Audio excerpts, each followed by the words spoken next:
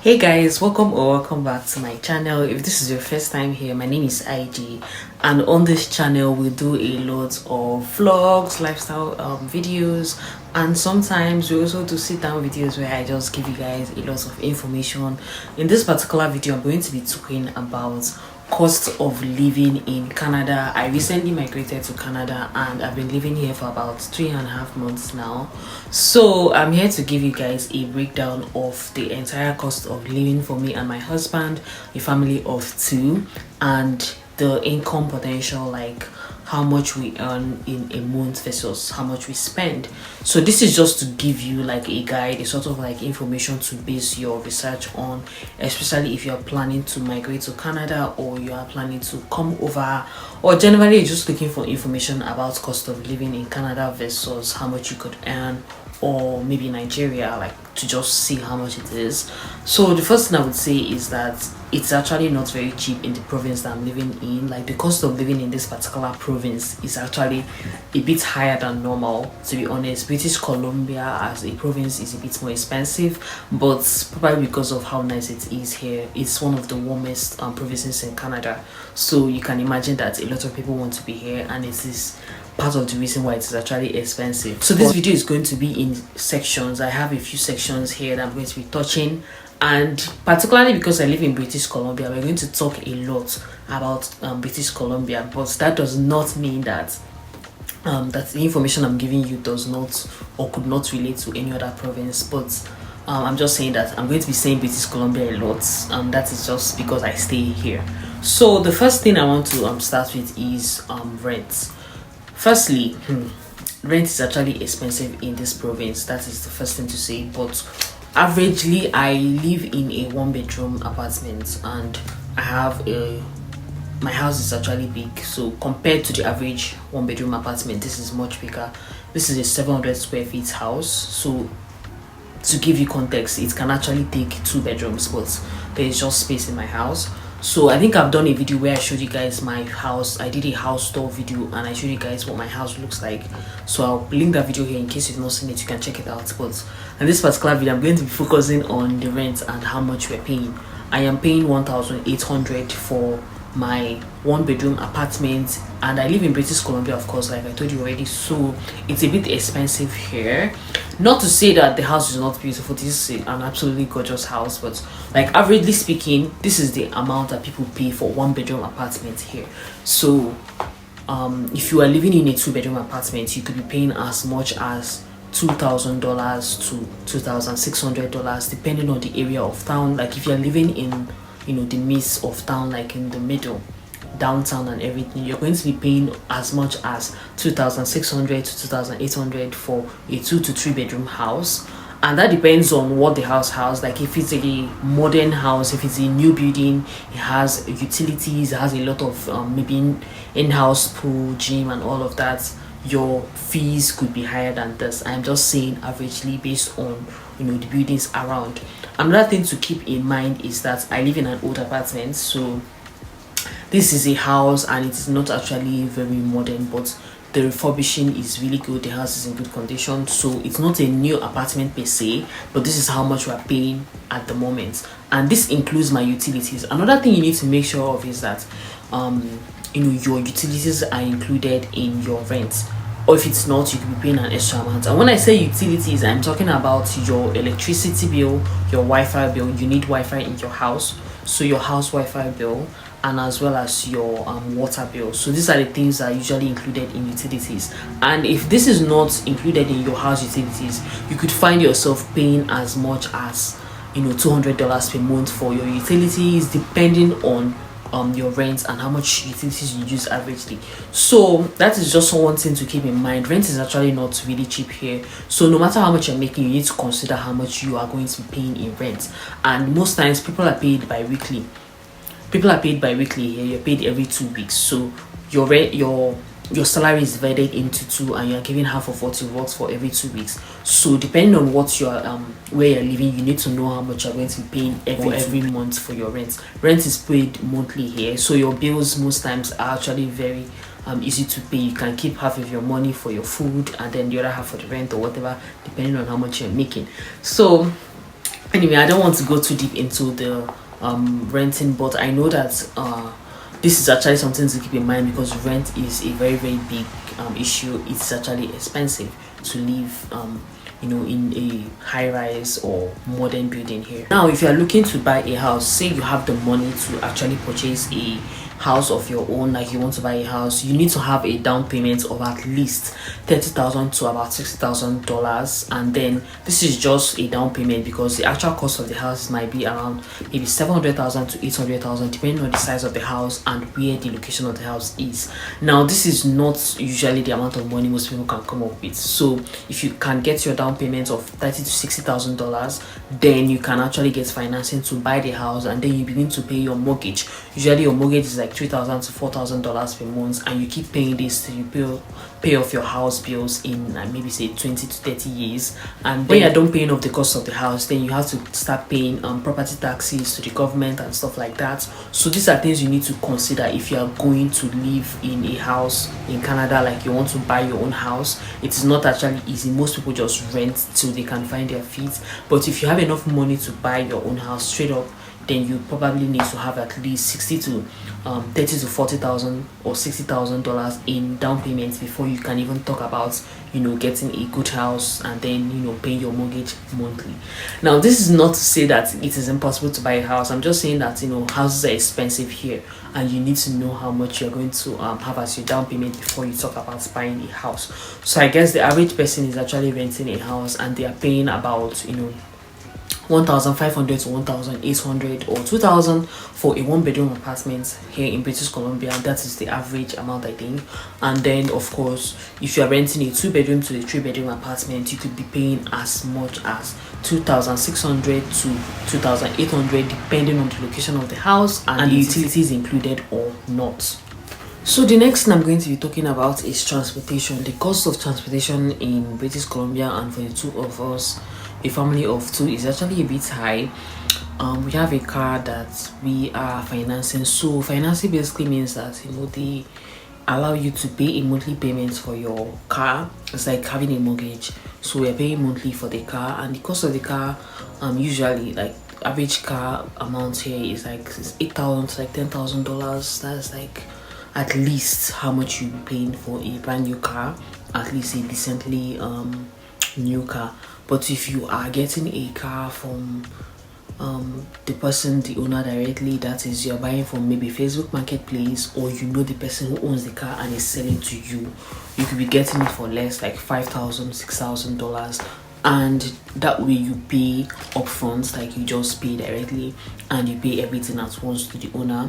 But even if you paid like fully and you paid for the car in full, most times you still need to pay your car insurance. So car insurance is just like, make sure that if somebody hits your car, you get into an accident, you can repair your car and they will pay for the damages.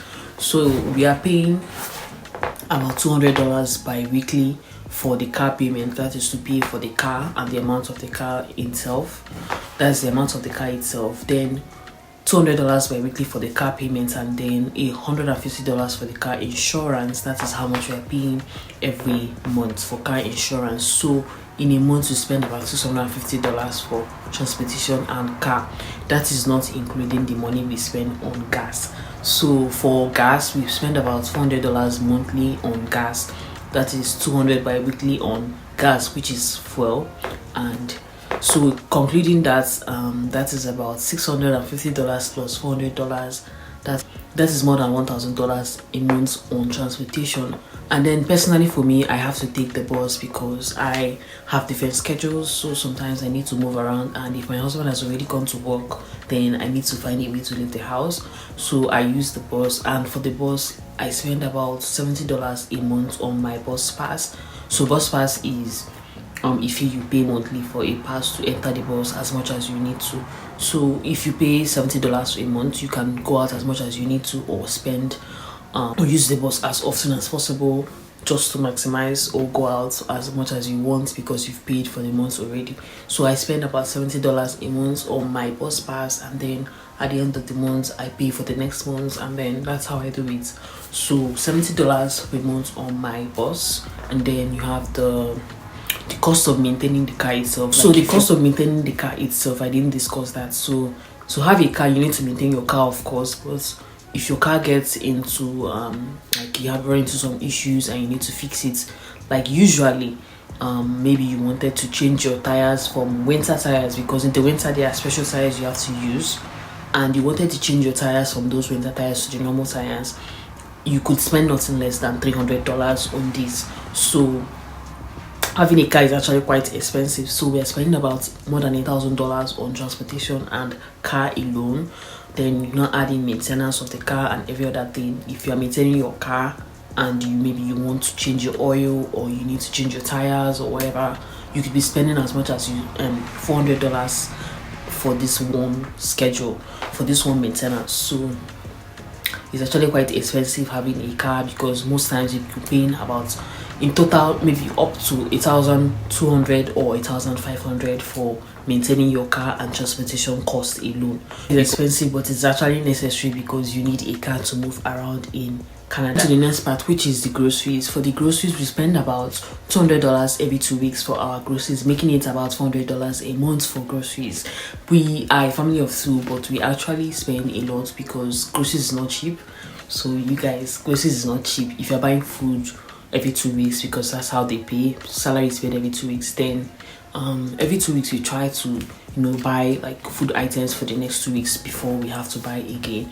And this includes like the normal African food items that we eat, like palm oil, semo, and the rest. So we are just like eating normally like we would eat, and this is how much we spend on every month. So like that's a lot of money, but you could actually cut down if you're a single person or you don't have kids. Like we don't actually have kids, and you could spend a lot less on food items. But yeah, that's just the thing. If you are spending about $100 every week, that makes it about $400 in a month for your food.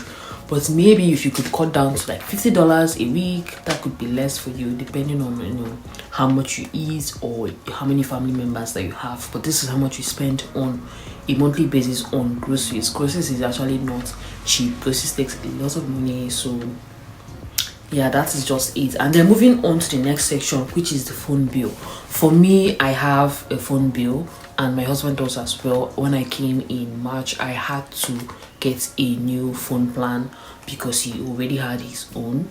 But your phone plan is different from your Wi-Fi. Your phone bill is very, very different. The phone bill you have is your own mobile phone cost, the cost of your data, the cost of your calls and stuff like that.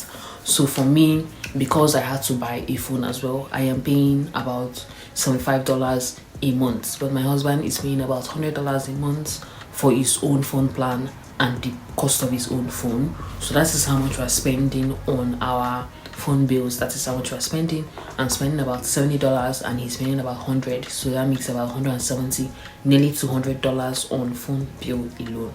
And then if you have like any add-ons, like if you're making international calls, that is why people that stay in Canada, people that stay abroad, they can never call people on normal calls. Like usually it's WhatsApp calls, because the cost of international calls would be added onto your phone bill, and that would make it like if I was paying $70 now and I made an international call to anybody that is not in Canada, I would maybe pay an extra $30 to $40 for that call alone. So that's a lot of money. Usually the best way to do it is just like have WhatsApp calls or discuss on Zoom or wherever, but international calls are usually charged, and that is a lot of money to spend on a call. So moving on from your phone bill, like just know that it is different from your house Wi-Fi. If you do not have house Wi-Fi, you're not going to be able to access your Netflix on your television, or maybe use your Wi-Fi around the house. But house Wi-Fi is usually included in your house utilities, so that's why you need to make sure that in whatever house you're getting, any other apartment that you're getting, that you've already concluded with them, and your utilities like your Wi-Fi, electricity and stuff are included. Because if it's not, you may have to pay an extra amount of money to keep your house Wi-Fi going. So yeah, your phone bill is different from your house Wi-Fi. But if you have house Wi-Fi, when you get home, you can actually just use that and then save your phone bill for when you're not in the house. So moving on to the next section, which is your utilities. Like I've already mentioned it, just make sure that your utilities are included in your rent. Like you pay rent monthly and your utilities should be included. But if it is not, most times you could be paying an extra $100 to $200 for your utilities in a month, depending on how much you are using, and then you know how much family members you have or how many you guys are in the house using the utilities. But water, electricity, Wi-Fi, usually these things are about 100 to like 150 or $200 a month. So you have miscellaneous, maybe money you send to your family members or your gym membership, entertainment, going to restaurants. This is an average of $150 to $200. That is how much we spend on a monthly basis for miscellaneous, buying maybe shopping, clothes or whatever, or just like maybe doing your hair, or maybe going to a restaurant or whatever. Like for me, I do my own hair so I just try to like save money wherever I can. For me, I buy my hair attachments or whatever and try as much as I can to do my hair and then save on that. But if you go out maybe to movies or a restaurant, you could be spending an average of $200 or $150. That's how much the average person that goes out for entertainment might spend. Of course, it could be higher depending on what you're doing, but that is just how much you might probably spend. And then minimum wage. Now let's discuss minimum wage. Minimum wage as of June 2024 is $17.40. That is how much the average person should be paid as minimum wage. So your minimum wage is $17 and you are, say you're working an average of 40 hours a week. That is, you have a work permit and you're allowed to work 40 hours. If you're a student, this is quite different for you.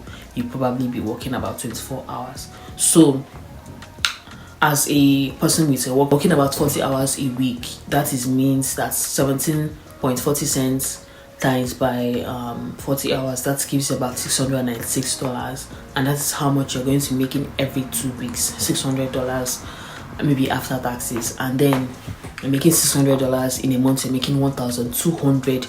That is how much your income is per month. Of course, you could be making above minimum wage, like nobody says that's not possible. But if you're earning minimum wage or you have a minimum wage job, maybe as a newcomer in Canada, like this is how much you're just making because you've not really found a good job or you're just doing it for the meantime, then you need to really look at your budget and know how much you're going to be spending. Because if you're earning $1,200 a month and your rent is $2,500, of course you already know that you're just like working to pay your rent, and that is not feasible. So you need to look into how much you're going to be spending, how much you're going to be eating with, and of course money for other things. Okay, if you need money for your education, you're paying your school fees, you need to know how to budget properly to make sure that you make ends meet. Right now, I would say that if you're planning to come to Canada, or if you're moving to Canada, you need to budget properly and then look into how to live frugally as much as you can, so that you're able to make your ends meet. And I'm not saying this because Canada is too expensive. Like, this is just how to budget and plan, because you can't beg anybody for money. You have to live within your means, at least. That's how I see it. But yeah, that's just the thing about living in Canada. You just have to know how to arrange your needs in order of priority. You need to pay your rent, you need to eat, you need to do a couple of other things, and you just need to make enough money to make all those things happen. But yeah, that's just what I'm saying. This is not really a place where you can live above your means and all of that. But I do like the fact that if you are a hardworking person and you are living modestly, you can actually survive here. And that's just like the only takeaway from this video. If you are living within your means and you're working hard, of course you can always survive here. That is one thing I would say, and I really like that about this country. So you guys should let me know in the comments if you enjoyed this video and what kind of videos you want me to be making moving forward. Like, I just want to get you guys' opinion. I did a poll on my channel a couple of days ago, and I'm asking about what kind of videos you guys want to see from me moving forward. Do you want to see more immigration related content, how to jabba content, or do you want to see more of my vlogs, like living in Canada vlogs? Like, let me know in the comments. I'll really appreciate your input. Thank you guys for watching, and I'll see you guys in my next one. Bye guys.